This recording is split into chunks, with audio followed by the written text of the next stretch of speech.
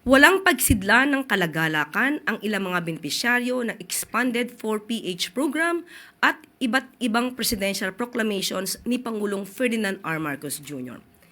Si Joven Apollo Turga na isa sa 213 families sa Iloilo City na nakatanggap ng Certificate of Entitlement o COE sa ilalim ng Presidential Proclamation No. 1538, naging emotional nang makuha ang kanyang legal land tenure matapos ang 30 taon.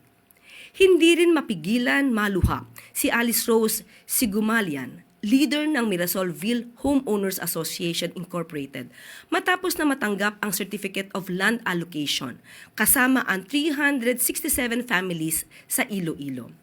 Ilan lang sila sa mga benepisyaryo ng mas pinaigting at pinalawak na programa na pinapatupad ng Department of Human Settlements and Urban Development o DSUD sa pangunguna ni Secretary Jose Ramon Aliling.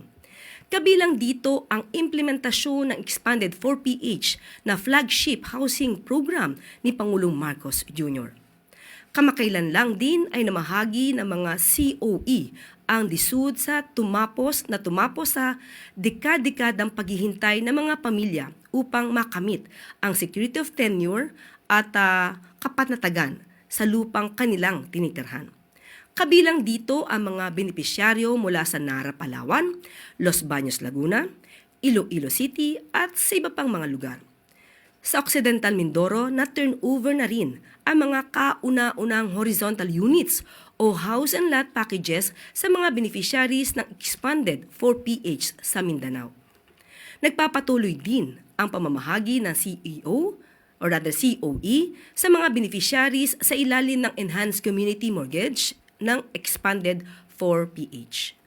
Ang mahakbang na ito ng DSUD ay tugon ng ahensya sa direktiba ng Pangulo para sa paghahatid ng mga mas ligtas at disenteng babahay para sa taumbayan sa ilalim ng mas matatag na bagong Pilipinas.